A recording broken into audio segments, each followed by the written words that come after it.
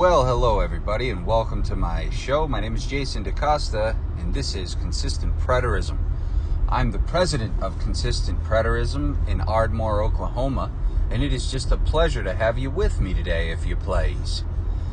How's everybody doing today, folks? It's Monday morning. We are on the opposite side of the Preterist Pilgrim Weekend 2019, and it was funny because I tuned in a couple times just to see, what was going on. Like when I had a few minutes and to listen to some of the speakers, and the speakers were the typical William Bell, Don K. Preston, Daniel Rogers, Mikey Miano and his bald shiny head made a special appearance, and he talked about Matthew 24 or something like that, or how we can know we're not in the last day. I mean, like if you could. They're beating a dead horse to a pulp, is basically what it is. I mean, how many conferences can you hold yearly and talk about whether or not we're in the last days? I mean, doesn't it get kind of boring? Doesn't it get kind of old? I mean, it's, I remember when I went to that conference, they were talking about the exact same stuff. There was like no application for post-70 gospel, no application for how to live, and how to bring the gospel to the nations. Because think about it, folks, that is the entire, that's everything to the Bible, right? The Bible, the New Testament, last days, I should say. The Old Testament really doesn't have, you don't see people being saved by the gospel very much. You have like kind of, shadows of it with Israel, of course. It doesn't go outside of Israel. You see Israel being saved from the nations physically the first time, so obviously the second time's the same, and there'll be a teaching coming on that.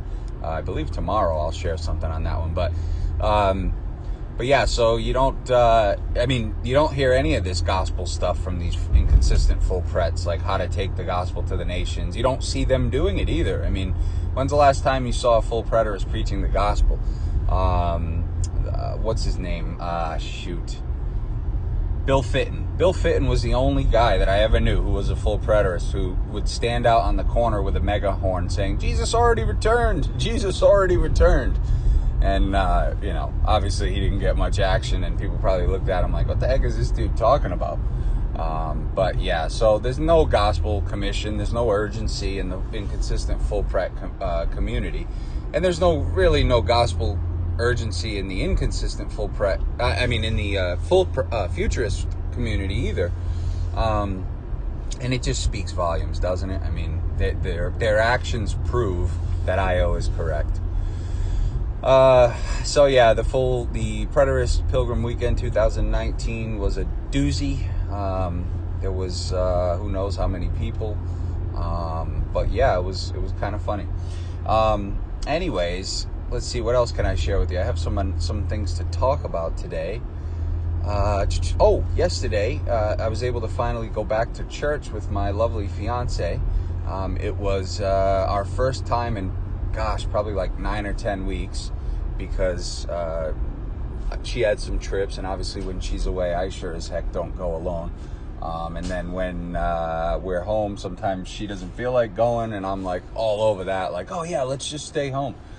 So it had been at least 2 to 3 months since we had last been, and the pastor was talking about the book of Acts, and he actually gave a pretty decent back history on Israel, and he said many times in the story, in his presentation, that Jesus came for his people, right? But of course he's lumping in all sorts of 21st century pagans with that his people context.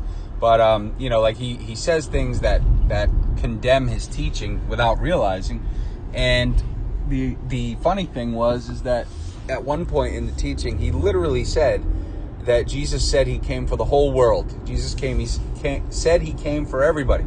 And all I could think of is Matthew 15:24, where he says, "I only come for the lost sheep of the house of Israel." So the exact polar opposite of what he's telling people is actually what Jesus said. Again, it was really just him begging the congregation to live out gospel-centered lives, to tell people about Jesus. Like he was pleading with people in a nice, calm way, to get out there and do something. Like, don't just be content coming here on Sunday. Like we have to put our love for Jesus to work in the community. And you could just tell that he was a little bit frustrated that that he doesn't see probably as much of that as he hopes in a big young modern hip church. But he was polite and cordial and wasn't really a jerk about it. But you could tell through his words and through his actions that he understands that nobody is preaching the gospel.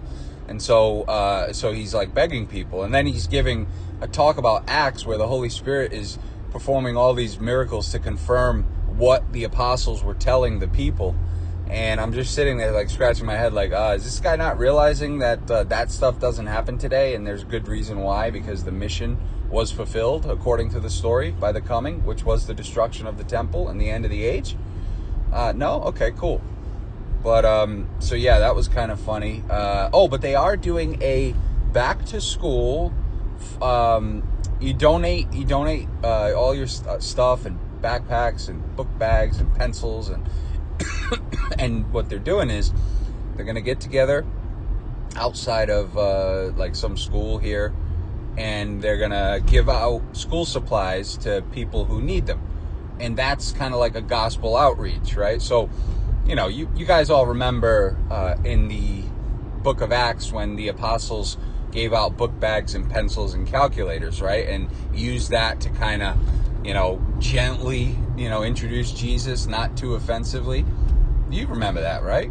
No? Yeah, neither do I. Because it never happened. Because the apostles would go to the nations and they would preach boldly the word. They would speak boldly. They didn't care who the heck they offended. They didn't care, what the repercussions of their words were. Some of them were killed, stoned, whipped, whatever the case may be, thrown in prison. That's what they did.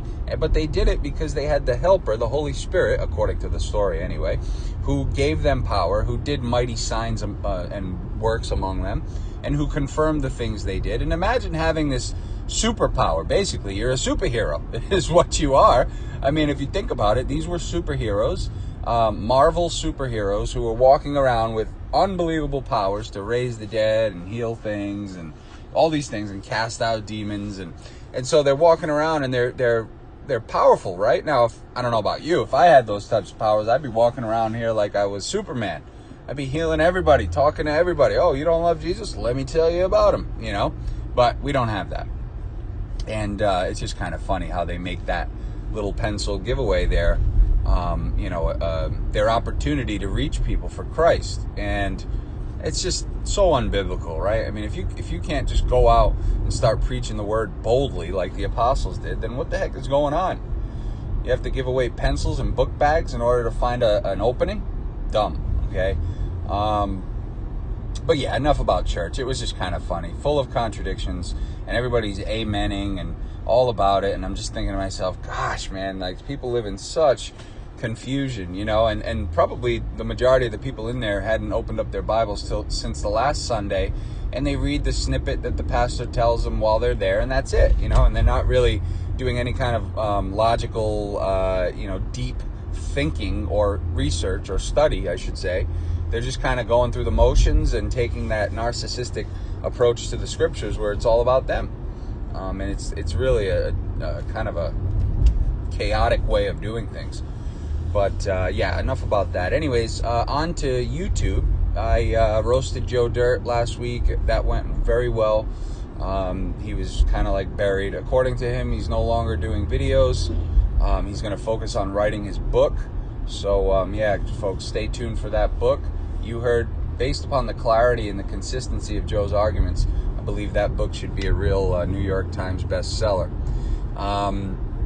Also, somebody commented on the video saying that they had seen that my total like count was up, and then they liked it, and all of a sudden it jumped down like 5 or 6 likes, whatever. Well, this has been happening for a little while with YouTube now, and I've been taking notice of it. What happens is, like, the likes, if you guys like the video, it goes up, and then all of a sudden I'll check it, a few hours later to see who commented and whatnot, and the likes will be like chopped in half. right? So I'll have like 16 likes or whatever at one point, and then all of a sudden it'll go down, it'll just immediately fire down to 8. And I know that people aren't liking it and then going back and unliking it, so I did a little research, and basically a lot of YouTube video makers, or vloggers, I guess you would call us, they are experiencing the same thing. It's supposedly a glitch in YouTube where your likes are just like vanishing, and it happens to dislikes too, but apparently not as much. But I have noticed that my dislikes, I've had a few haters, dislike the productions, and then suddenly like the dislikes would drop by a couple.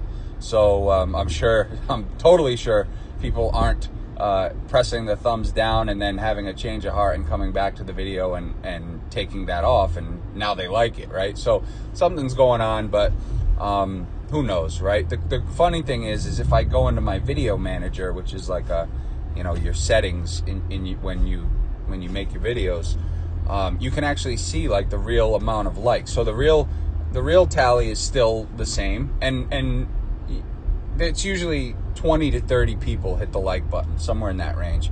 But that's all still the same, but the likes that show on the video itself are like down. So who knows what's going on? Who knows if they're ever going to fix it? I was actually talking to, if you guys remember, I have a buddy who's in the business whose son is Mr. Fruit.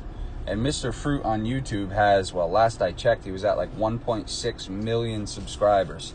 And the kid he kills it. He's like 24 years old. He does gaming videos. And I know his dad through the dental industry. He's a friend of mine, and we have beers and talk and shoot each other texts every once in a while. Anyways, I had asked him a little bit about how, just told him I have a YouTube channel, whatever. And I'm not in this for like growth or money, but, it's good to get growth. It's not, you don't do this to just stay at 12 subscribers. You want to see a little bit of momentum because it helps motivate you. And I had asked him about that, and one thing he always tells me is that it's very important to ask for likes. Because what it does is when a video is liked, or it's got comments, or there's action, that's the real word he uses, there's action on the video and engagement, it kind of like boosts the video in the algorithms, or whatever you want to call it. Now, I don't know how true that is on YouTube, but I did hear that that is the case on social media platforms such as Instagram, where if an Instagram post gets likes and comments and a bunch of them, then it automatically kind of bumps up, so it's got a better shot at reaching people. So I think I'm going to, be more consistent. I don't usually ask for likes, but I think at the end of every video, I'm just going to make mention of it. Please remember to like my video, because, commenting, I love when you guys comment. Please continue to do so, but I know not everybody wants to comment. So a like would be an easy, quick way to give the offering some action, if you will, and maybe boost its availability to the widespread public when they're searching for things like Israel only, or Christianity, or full preterism, or whatever tags I end up putting in the videos. So who knows, right? I'm not the most smart when it comes to this type of stuff, but it can't hurt to ask, right? I mean, I'm not going to ask for subscribers. If you want to subscribe, that's cool.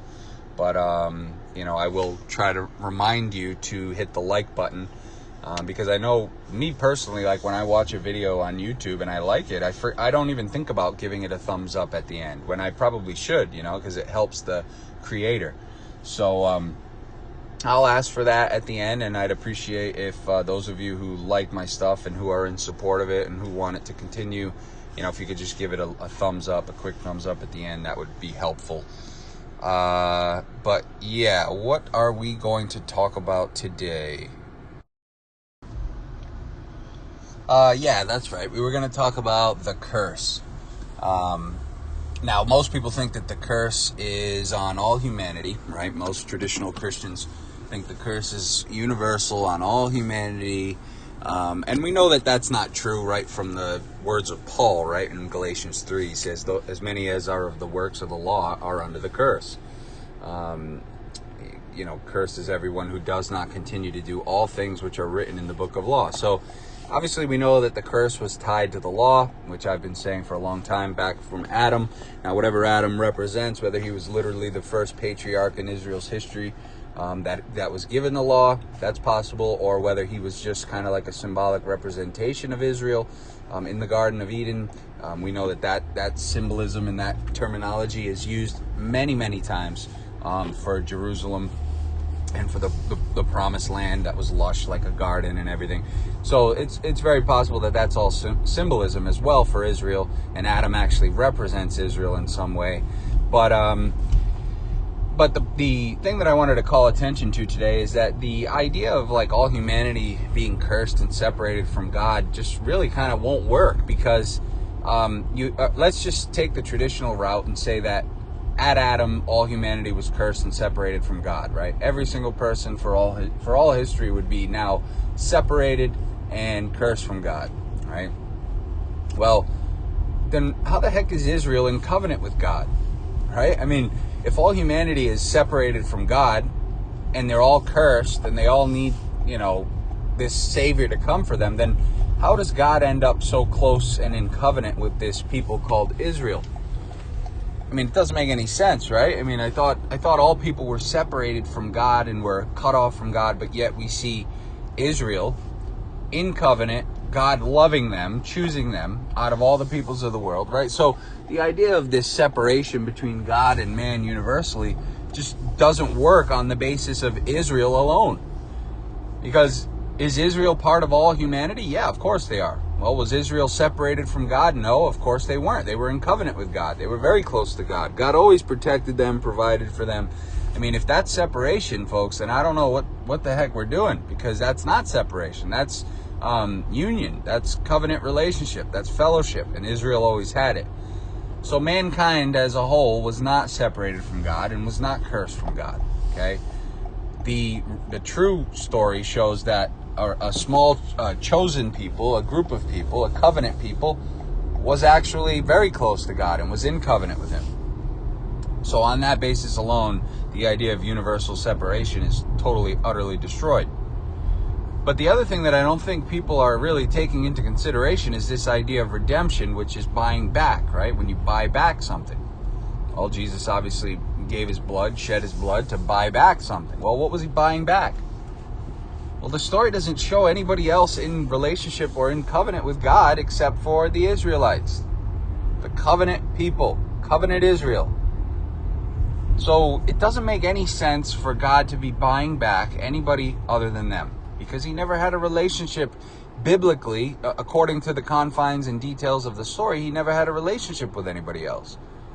He was never in covenant with anybody else. He was never married to anybody else. So why would He be buying back people whom He never had a relationship with? It just doesn't work. Paul said that he was given the ministry of reconciliation, folks. Reconciling people. That means fixing their relationship, bringing them back, restoring them to their God. Pagans never had that. Pagans were just a side note. They were kind of outside in darkness in the story. They were not part of the covenant. It's just not working, right? And I know people get thrown off by the words Gentile being used in the Gospels or in the New Testament letters, and they get thrown off by this mission going out to the nations. But the mission going out to the nations was to seek the elect, like Jesus said. It was to gather His elect from the four winds of the earth, from the ends of the land, and this gospel will go to all nations, and then the end will come. The same end that I'm encapsulating in this generation that I'm speaking to right now, said Jesus. So, there was a purpose and a reason why the gospel was going to the nations. It wasn't just going to the nations to reconcile anyone back. It was going to the nations to reconcile His people, His elect, His lost sheep. And that's apparent from Revelation 5 when we see them singing the song saying, "You have redeemed us out from every nation, every tribe, every tongue, and every kindred." That's the people. Come out from them, be separated, be clean. Do not touch what is unclean, and I will receive you back. This is the prodigal son to the T. Okay, the prodigal son is a story of restoration. It's a story of reconciliation. And that can only be possible if someone had a relationship prior. Right? And if you look through the Bible makes no attempts, no effort whatsoever at showing God having a relationship with any other nations or any other peoples or any other parties other than Israel. That's what the whole story is about. So reconciliation at the end of the story, when it comes to Israel's last days, has to be related to the people that God had a relationship with. Otherwise, it makes no sense. And I know I've talked on this before, but I wanted to kind of pick your brain with that curse thing, because again, the idea is that everyone universally, without exception, is under the curse and was under the curse from Adam forward. But Israel was in covenant with God for centuries, according to the story. And God favored them, and God loved them, and God provided for them. Does that sound like curse? Does that sound like separation? God dwelled with them, for crying out loud. Okay, so Israel was not separated from God, therefore showing that this was not a universal curse, because Israel was part of the universal party. So we've got everything wrong. Okay, we misunderstand Adam. Okay, we misunderstand the curse, and it's led to a massive confusion. But anyways, folks, that's all I'm going to share for today. I got to get to work here. Tomorrow I'm going to share a short audio on the salvation of Israel in the Old Testament and the salvation of Israel in the last days. And we're going to see how Israel being saved from the nations in the Old Testament when they returned from Babylon and were saved from the hand of their enemies and their captivities actually mirrors what we see taking place in the last days, with Israel coming back from the nations once again and being called into their New Jerusalem, heavenly city, not made with hands. So stay tuned for that, and I hope you all have a wonderful day. And this is Jason from Consistent Preterist Pilgrim Weekend. Take care, everybody. Bye-bye. Oh, and folks, please remember to like the video. See that? I already forgot to ask. I ended that video without asking, and so I'm appending this little tidbit to the end of it. So please, if you like the video and if you enjoy the content, give it a thumbs up. All right. Take care, everybody. Bye-bye.